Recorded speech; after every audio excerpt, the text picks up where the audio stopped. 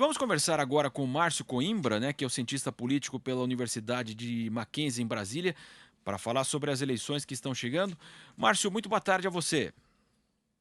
Boa tarde, Marcelo. Um prazer estar aqui com vocês.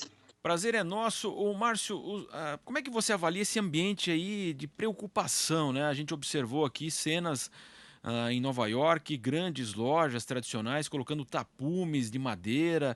Há uma grande expectativa, uma preocupação enorme em relação à segurança. Redes aí tiraram armas, balas, munições de venda. Esse ambiente todo aí, poderemos ter de fato aí um dia de eleição bastante tumultuado nos Estados Unidos?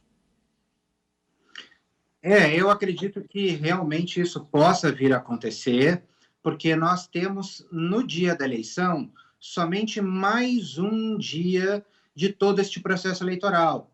O processo eleitoral ele começa lá atrás, né? Ele começa quando os primeiros estados já autorizam a votação pelos correios. Ele tem o seu ápice amanhã e depois os estados continuam a receber as cédulas pelo correio, dependendo de cada uma das leis estaduais, né?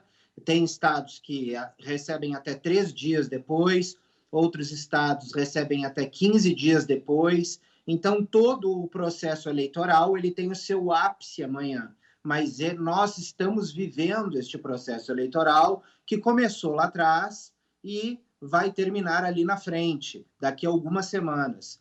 Por que isso? Porque os Estados Unidos têm a característica de independência dos estados. Como é que se dá a eleição do presidente? Cada estado, em função da formação federativa do país, quando os estados não queriam a formação de uma união, os pais fundadores dos Estados Unidos, eles disseram, olha, vamos então deixar os estados com maior independência e cada um desses estados vai poder deliberar sobre a maioria dos assuntos. A exceção será a lei federal. Então, vários estados têm a sua própria lei e atuam como 50 estados independentes. Então, por que a gente tem a ideia de que é uma eleição indireta? Porque, na verdade, nós temos 50, a grosso modo, 50 eleições majoritárias, 50 eleições para presidente, uma por estado. E aquele que ganhar mais votos no estado leva o estado inteiro. Ou seja, os delegados indicados pelo partido é que vão ao Washington depois votar na eleição. Mas nunca houve na história nenhuma delegação que traísse a vontade do eleitor no seu estado. Então, portanto, nós temos uma eleição majoritária para presidente por estado e os delegados depois vão lá referendar a vontade popular já há mais de 250 anos. Exato, né, Márcio? Porque se de repente esse delegado for eleito por determinado estado, se ele teoricamente trair aquela decisão popular que foi delegada justamente a ele, ele não vai ser reeleito novamente delegado, né? É que, na verdade, esses delegados eles não são eleitos, eles são indicados pelo partido. Então, na verdade, você vai e vota no seu candidato. Você vota no Trump, você vota no Biden, e aí, quando o Biden ou o Trump vencer, o partido indica os delegados que vão para Washington. E esses delegados têm um mero trabalho formal, né, de ir lá referendar a vontade popular. Né? Então, na verdade, você tem eleição, 50 eleições estaduais, digamos assim, aonde 44 a gente já sabe o resultado, porque em 44 estados a gente já sabe que são democratas ou republicanos. Por volta aí de 6 a 8 estados, mais ou menos, variam de eleição para eleição, votando ou com republicanos ou votando com democratas. A característica dessa eleição, que é uma eleição em função da pandemia, ela é atípica, é porque você tem muito voto antecipado, 95 milhões até agora. E o voto antecipado, tradicionalmente, eu já trabalhei em algumas eleições presidenciais americanas, pelo Partido Republicano. Então, o voto antecipado ele é tradicionalmente democrata. Os republicanos tendem a votar no dia da eleição. Então, esta votação para o Trump amanhã, ela é muito importante. O Karl Rove, que é o arquiteto das vitórias do George W. Bush em 2000 e 2004, ele sempre me disse: Márcio, é o seguinte, os republicanos, eles tradicionalmente conseguem maioria, mas nós precisamos de um candidato que empolgue, de um candidato que faça a base sair de casa e votar no dia da eleição. O McCain e o Romney, em 2008, 2012, eram candidatos que não empolgavam tanto, porque eram mais centristas, não apelavam à base. O George W. Bush, nas duas eleições, apelou à base e ganhou.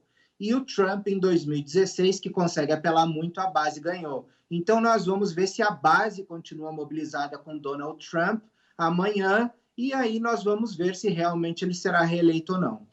Sem dúvida. Lembrando que o voto não é obrigatório, né? É isso que você falou. Muitas vezes a Facultativo. pessoa tem que ter a predisposição a votar.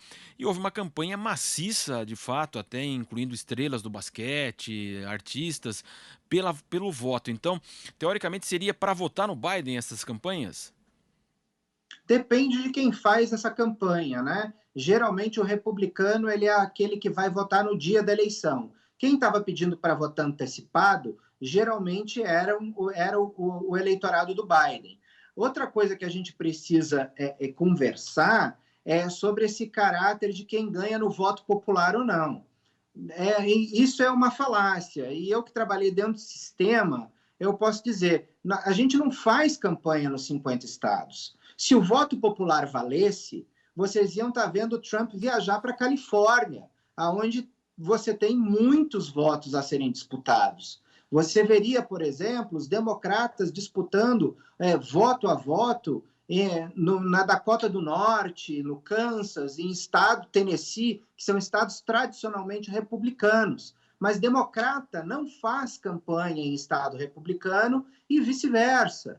Então, esse negócio do voto popular, isso aí é uma falácia que a gente acaba enxergando pelo binóculo brasileiro, sem enxergar como a eleição americana acontece, porque não tem ninguém fazendo campanha em diversos estados democratas, e não tem ninguém fazendo campanha em diversos estados republicanos. Por quê? Porque eles concentram nesses swing states, nesses 5, 6, 7, 8 estados, né?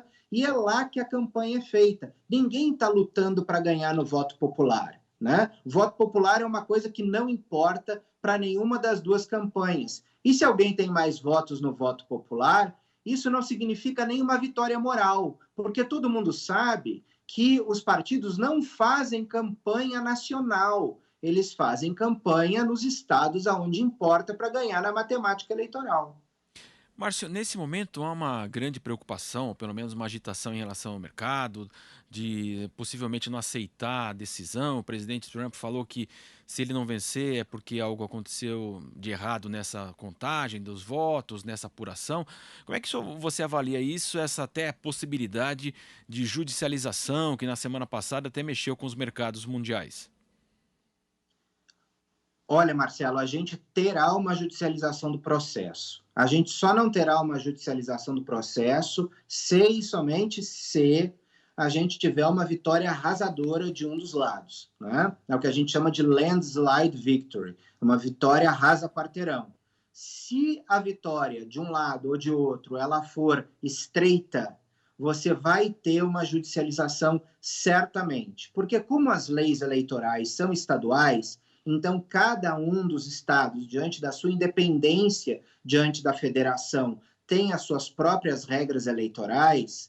Muitos advogados vão começar a questionar se os votos valem, se os votos não valem, como é que foram essas cédulas, se elas foram postadas em tempo hábil, se não foram. Então, já está judicializada a eleição.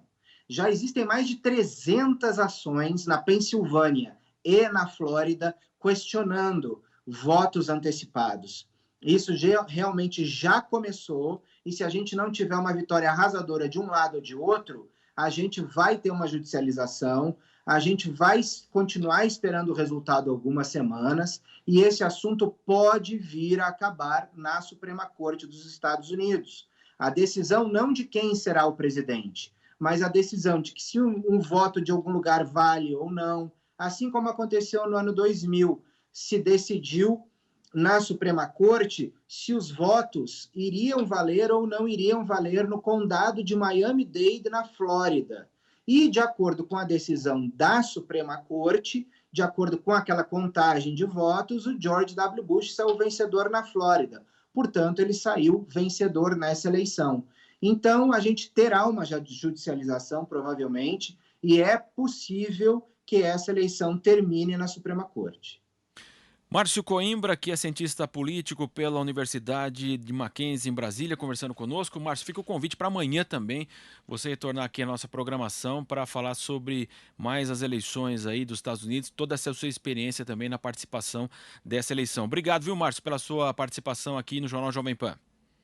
Obrigado, Marcelo. Um grande abraço ao pessoal da Jovem Pan e amanhã estaremos aqui. Valeu, Márcio, obrigado.